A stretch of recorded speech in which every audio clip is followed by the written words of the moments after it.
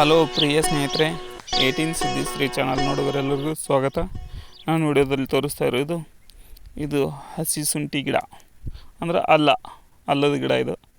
ಈ ಅಲ್ಲದ ಗಿಡ ನಮ್ಮ ಬೀಗರ ಮನೆಯಾಗ ಹಿತ್ತಲದಾಗ ಬೆಳೆದೈತಿದೆ.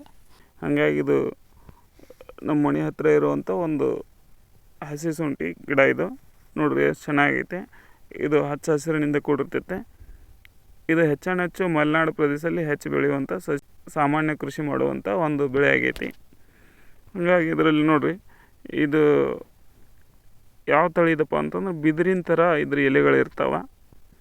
ಬಿದಿರಿನ ಎಲೆ ಏನು ಇರ್ತಾವಲ್ಲ, ಚೂಪಾಗಿ ಹಚ್ಚ ಹಸಿರಿನಿಂದ ಏನು ಕೂಡಿರ್ತದಲ್ಲ ಅದೇ ಥರ ಇದಿರ್ತೈತೆ. ಬಿದಿರಿನ ಎಲೆಗಿಂತ ಇದು ಉದ್ದ ಎಲೆ ಬೆಳಿತೈತಿ. ಮತ್ತು ಇದನ್ನು ನಾಟಿ ಯಾವ ಥರ ಮಾಡ್ತಾರೆ ಅಂತಂದ್ರೆ, ಈ ಅರಿಶಿಣದ ನಾಟಿ ಯಾವ ಥರ ಮಾಡ್ತಾರಲ್ಲ ಗಡ್ಡೆಯಿಂದ, ಅದೇ ಥರ ಇದು ಗಡ್ಡೆಯಿಂದನೇ ನಾಟಿ ಮಾಡುವಂಥ ಒಂದು ಬೆಳೆ ಆಗೈತಿ. ಇದನ್ನು ಭಾಳ ವಿಶೇಷ ಅಂತಂದ್ರೆ, ಇದು ಔಷಧಿಗಳಲ್ಲಿ ಅರಿಶಿಣಕ್ಕೆ ಎಷ್ಟು ಮಹತ್ವ ಐತೋ ಅಷ್ಟೇ ಮಹತ್ವ ಇದಕ್ಕೂ ಐತಿ. ಹಾಗಾಗಿ ಇದು ಭಾಳ ವಿಶೇಷವಾದ ಔಷಧಿ ಗುಣಗಳನ್ನು ಹೊಂದೈತಿ. ನೋಡಿರಿ ಸ್ನೇಹಿತರೆ, ಈ ಹಸಿ ಶುಂಠಿ ನೆಗಡಿ ಆದ್ರೆ ಸಾಕು, ಹಸಿ ಶುಂಠಿ ಕಷಾಯ ಮಾಡಿ ಕುಡೀರಿ ಅನ್ನೋದು ನಮ್ಮ ಕಡೆ ರೂಢಿ ಮಾತು.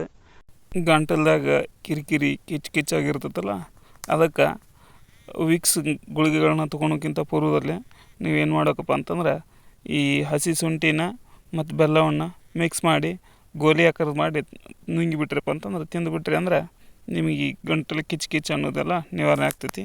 ಗಂಟಲು ಕೆರೆತ ಅಂತೀವಲ್ಲ ಅದೆಲ್ಲ ನಿವಾರಣೆ ಆಗ್ತೈತಿ.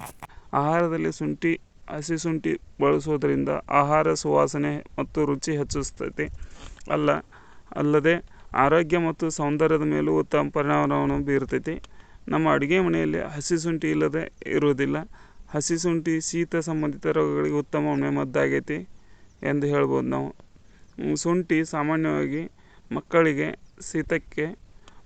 ಶೀತ, ನೆಗಡಿ, ಶೀತವಾದ ಜ್ವರ ಬಂದು ಮೂಗು ಕಟ್ಟಿ ಉಸಿರಾಟ ತೊಂದರೆ ಆದಾಗ 3-4 ಹನಿ ಹಸಿ ಶುಂಠಿ ರಸ, 1 ಚಮಚ ಜೇನುತುಪ್ಪ ಮತ್ತು 2-3 ಹನಿ ತುಳಸಿ ರಸ ಸೇರಿಸಿ ಮಕ್ಕಳಿಗೆ ಕುಡಿಸೋದ್ರಿಂದ ನೆಗಡಿ, ಕೆಮ್ಮು, ಶೀತ ಇವೆಲ್ಲವೂ ಮಕ್ಕಳಿಗೆ ಕಷಾಯ ಕುಡಿಸೋದ್ರಿಂದ ಬೇಗನೆ ಗುಣಮುಖವಾಗಿ ಆರಾಮಾಗಿ ಆಟ ಆಡ್ತಾವೆ ನೋಡ್ರಿ. ರಿಲೀಫ್ ಸಿಗ್ತೈತೆ ಅವಕ್ಕೆಲ್ಲ. ಮತ್ತು ದೇಹದ ತೂಕ ಕಡಿಮೆ ಮಾಡಿಕೊಳ್ಳು 1 ದೊಡ್ಡ ಲೋಟ ಮಜ್ಜಿಗೆ, 2 ಚಮಚ ಹಸಿ ಶುಂಠಿ ರಸ ಮತ್ತು ಸ್ವಲ್ಪ ಸೈದರ್ ಲವಣ ನೀರಿನಲ್ಲಿ ಹಾಕಿ ಪ್ರತಿದಿನ ಬೆಳಗ್ಗೆ ಖಾಲಿ ಹೊಟ್ಟೆಯಲ್ಲಿ ಕುಡಿಯೋದ್ರಿಂದ ನಿಮ್ಮ ತೂಕ ಕಡಿಮೆ ಆಗ್ತೈತೆ ನೋಡ್ರಿ. ಜಿಡ್ಡಿನ ಪದಾರ್ಥ ಮತ್ತು ಸಿಹಿ ಪದಾರ್ಥಗಳನ್ನು ಬಿಟ್ಟು ಊಟ ಮಾಡ್ಬೇಕು, ಆಹಾರ ಸೇವನೆ ಮಾಡ್ಬೇಕು. ದೇಹದಲ್ಲಿ ಕೊಬ್ಬಿನ ಅಂಶ ಕಡಿಮೆ ಆಗ್ತೈತಿ. ಇದಲ್ಲದೆ ಪಚನ ಶಕ್ತಿ ಹೆಚ್ಚಾಗ್ತೈತಿ. ತಿಂದ ಆಹಾರ ಸುಲಭವಾಗಿ ಜೀರ್ಣವಾಗಿ ದೇಹದಿಂದ ಮಲ ವಿಸರ್ಜನೆ ಮುಖಾಂತರ ಹೊರಗೆ ಹೋಗ್ತೈತಿ. ಆನಂತರ ಇದರೊಳಗೆ ರೋಗ ನಿರೋಧಕ ಶಕ್ತಿನೂ ಯಥೇಚ್ಛವಾಗಿ ನಮ್ಮ ದೇಹಕ್ಕೆ ಸಿಗ್ತೈತಿ. ದೇಹದ ಆರೋಗ್ಯ ಸುಧಾರಣೆ ಆಗ್ತೈತಿ. ಗಂಟಲು ನೋವು, ಕೆಮ್ಮಿನಿಂದಾಗಿ ಗಂಟಲು ಕೆರೆದಂತಾಗ್ತಿದ್ರೆ ಹಸಿ ಶುಂಠಿ ಮತ್ತು ಉಪ್ಪು ಹಾಕಿ ತಿಂದ್ರೆ ಗಂಟಲು ಕೆರೆತ ನಿವಾರಣೆಯಾಗಿ ರಾತ್ರಿ ಇಡೀ ಕೆಮ್ಮಿನಿಂದಾಗಿ ನಿದ್ರೆ ಮಾಡಲು ತೊಂದರೆ ಆಗುತ್ತಿದ್ದರೆ ಹೀಗೆ ಮಾಡಬಹುದಾಗೈತಿ. ಶುಂಠಿ ಜೀರ್ಣಕ್ರಿಯೆ ಸಹಾಯಕಾರಿ. ಹಲಸಿನಕಾಯಿ ತಿಂದರೆ ಶುಂಠಿ ತಿನ್ನಬೇಕು ಎಂಬ ಆಡು ಮಾತಿದೆ. ಅದರಂತೆ ಸುಲಭವಾಗಿ ಜೀರ್ಣವಾಗದ ಆಹಾರದ ಸೇವಿಸಿದಾಗ 1 ತುಂಡು ಹಸಿ ಶುಂಠಿ ತಿಂದರೆ ಬೇಗನೆ ಜೀರ್ಣವಾಗ್ತೈತಿ. ಅಥವಾ ಚಹಾ ಮಾಡುವಾಗ ಚಿಕ್ಕ ಚೂರು ಹಸಿ ಶುಂಠಿ ಸೇರಿಸಿ ಮಾಡಿದರೆ ಜೀರ್ಣಕ್ರಿಯೆ ಸುಗಮವಾಗ್ತೈತಿ. ನಿಲ್ಲದ ಕೆಮ್ಮಿದ್ದರೆ, ಅಂದ್ರೆ ಕಡಿಮೆ ಆಗ್ಲಾರ್ದ ಕೆಮ್ಮು ಇರ್ತೈತಲ್ಲ, ಶುಂಠಿ ರಸಕ್ಕೆ ಸ್ವಲ್ಪ ಜೇನುತುಪ್ಪ ಸೇರಿಸಿ ಸೇವಿಸೋದ್ರಿಂದ ಕೆಮ್ಮು ನಿಯಂತ್ರಣಕ್ಕೆ ಬರುತ್ತೆ. ಶುಂಠಿಯಲ್ಲಿ ನೋವು ನಿವಾರಿಸುವ ಗುಣ ಹೊಂದೈತಿ. ಹೀಗಾಗಿ ಮಾಂಸಖಂಡವು ನೋವು, ಸಂಧಿ ನೋವು ಇದ್ದರೆ ಹಸಿ ಶುಂಠಿಯನ್ನು ಸೇವನೆ ಮಾಡೋದು ಒಳ್ಳೆಯದು.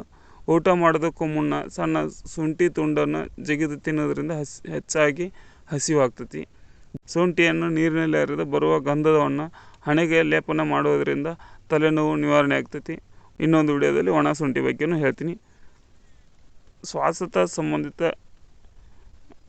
ಅರ್ಧ ಲೋಟ ಬಿಸಿ ನೀರಿನೊಂದಿಗೆ ಶುಂಠಿ ರಸ, ಬೆಲ್ಲ ಬೆರೆಸಿ ಕಲಸಿ ಬೆಳಗ್ಗೆ ಮತ್ತು ರಾತ್ರಿ 3 ದಿನಗಳ ಕಾಲ ಕುಡಿದರೆ ನೆಗಡಿ ನಿವಾರಣೆ ಆಗ್ತೈತಿ.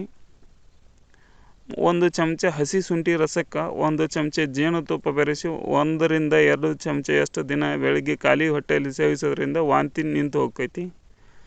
1 ಸ್ಪೂನ್ ಹಸಿ ಶುಂಠಿ ರಸಕ್ಕೆ ಅರ್ಧ ಟೀ ಸ್ಪೂನ್ ಜೇನುತುಪ್ಪ ಸೇರಿಸಿ ಸೇವಿಸಿದರೆ ಕೆಮ್ಮು, ಕಫ, ಉಬ್ಬಸ ಕಡಿಮೆ ಆಗ್ತೈತಿ.